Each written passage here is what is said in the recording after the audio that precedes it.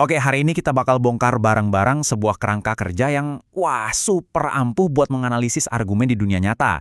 Yang idenya diambil dari karya Alex Fisher. Siap-siap ya, karena ini benar-benar bisa ngubah cara kita semua ngelihat perdebatan selamanya. Pernah nggak sih ngerasain kayak gini, dengerin argumen yang kedengarannya tuh meyakinkan banget, strukturnya rapih, tapi ada intuisi yang bilang, kok ada yang aneh ya? Nah, intuisi yang bilang kok ada yang aneh ya, itulah yang mau kita bedah sampai ke akarnya hari ini. Oke, kita mulai ya.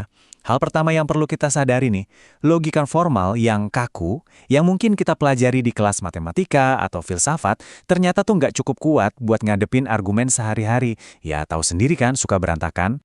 Coba deh bayangin, logika formal itu ibarat resep kue yang super presisi.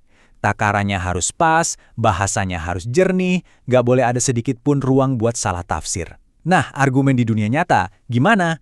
Wah, penuh dengan kiasan, emosi, dan asumsi-asumsi tersembunyi. Jelas banget kan, kita butuh alat yang beda buat membongkarnya. Nah, disinilah kita masuk ke inti dari metodenya Fisher. Bayangin aja sebuah argumen itu kayak sebuah gedung. Ada dua hal yang wajib banget kita cek, cetak biru atau desainnya, dan ya, batu batanya. Nah, yang keren dari perbandingan ini tuh perbedaannya. Struktur itu soal alurnya, gimana premis-premisnya disusun buat nyampe ke kesimpulan, logis nggak alurnya. Sementara material itu soal isinya, fakta, bukti, asumsi yang jadi pondasinya itu beneran kuat atau enggak. Oke, biar gampang, kita pakai contoh klasik buat ngertiin apa itu validitas. Dengerin ya. Semua kucing adalah makhluk abadi. Sokrates adalah seekor kucing. Oleh karena itu, Sokrates adalah makhluk abadi. Secara struktur, argumen ini sempurna. Nggak ada cacat. Cetak birunya benar. Nah, ini dia nih jebakannya. Logika formal itu cuma peduli sama validitas, sama strukturnya. Dia nggak peduli sama sekali apakah premis semua kucing abadi itu beneran nyata atau enggak. Selama alurnya bener, argumennya dianggap valid. Nah, inilah yang sering banget bikin kita terkecoh. Jadi, ini dia poin paling pentingnya. Buat sebuah argumen yang benar-benar kuat, valid aja nggak cukup. Kita butuh yang namanya soundness, atau gampangnya, kebenaran sejati. Artinya, cetak birunya harus oke, dan batu bata yang dipakai juga harus kokoh, beneran fakta. Dan inilah fokus kita sekarang, nguji materialnya, nguji batu batanya. Terus gimana dong caranya kita nguji batu bata ini? Nah, Alex Fisher ngasih kita satu alat andalan yang luar biasa ampuh. Cuma satu pertanyaan kunci. Coba deh, resapi pertanyaan ini baik-baik. Ini yang disebut assertability question, atau pertanyaan pembuktian. Jadi tiap kali kita dengar sebuah klaim atau premis, jangan langsung diterima. Tanyain ke diri sendiri, oke, argumen atau bukti apa sih yang bisa ngeyakinin gue buat percaya sama hal ini? Kekuatan pertanyaan simpel ini, ini bisa ngubah total cara kita berpikir. Dari yang tadinya cuma nerima informasi secara pasif, kita jadi evaluator yang aktif. Kita nggak lagi cuma, oh ya udah kita anggap aja premisnya benar. Enggak, kita sekarang mulai menuntut buktinya. Oke, teorinya cukup dulu ya. Sekarang, ayo kita pakai alat ini buat operasi bedah salah satu argumen paling terkenal dan berpengaruh dalam sejarah. Jadi ceritanya di akhir abad ke-18, ada seorang pemikir bernama Thomas Malthus.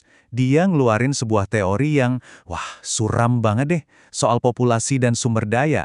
Dan argumennya ini kedengeran logis banget, sampai-sampai berhasil meyakinkan banyak orang di zaman itu. Nah, ini dia nih argumennya. Kalau kita pecah, strukturnya kelihatan valid banget kan? Kalau dua premis pertamanya benar, ya kesimpulannya kayaknya nggak bisa dibantah lagi, cetak birunya kelihatan rapi. Tapi, gimana sama batu batanya? Oke, sekarang kita pakai pertanyaan saktinya Fisher ke premis yang pertama. Bukti apa yang ngebuat kita harus percaya kalau pertumbuhan populasi itu selalu eksponensial? Emang beneran gitu di semua tempat, di setiap waktu? Dan disinilah kita nemuin retakannya. Ternyata Malthus itu bikin generalisasi cuma dari pengamatan yang terbatas banget. Dia sama sekali nggak memperhitungkan kalau masyarakat makin maju, ada faktor kayak pendidikan buat perempuan, ada keluarga berencana, yang ternyata bisa ngerem pertumbuhan populasi secara drastis. Jadi, batu bata pertama ini ternyata retak. Oke, lanjut. Gimana dengan premis kedua yang nggak kalah penting? Bukti apa yang bisa ngeyakinin kita kalau pertumbuhan pangan itu selalu linier, cuma nambah satu-satu pelan-pelan? Nah, ini dia cacat fatal yang kedua. Dan ini besar banget. Malthus sama sekali nggak kepikiran bakal ada yang namanya inovasi teknologi di bidang pertanian. Revolusi hijau, pupuk, mesin, bibit unggul, semuanya. Teknologi bikin produksi pangan bisa meledak, jauh banget ngelampauin hitung-hitungan sederhananya Malthus. Batu bata yang kedua ini bisa dibilang hancur lebur. Jadi, apa kesimpulannya dari kasus Malthus ini? Walaupun argumen Malthus punya cetak biru yang kelihatan logis dan valid, gedungnya itu ambruk total. Kenapa? Karena fondasinya, batu bata premisnya itu rapuh, nggak terbukti kuat di dunia nyata. Oke, dari semua pembahasan tadi, apa nih yang bisa kita bawa pulang? Yuk kita rangkum semua ini jadi semacam toolkit berpikir kritis yang praktis dan bisa langsung kalian pakai. Anggap aja ini checklist pribadi kalian. Tiap kali dengar argumen, coba deh. 1. Uji asumsinya, terutama yang nggak diomongin langsung. 2. Awas sama kata-kata yang ambigu. 3.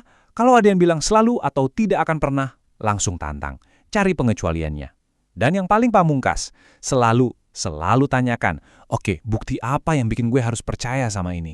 Jadi, mulai sekarang nih, waktu kalian baca berita, nonton debat, atau bahkan cuma ngobrol sama temen, coba deh pakai toolkit ini. Pertanyaannya sekarang buat kalian adalah, argumen apa yang bakal kalian bedah hari ini?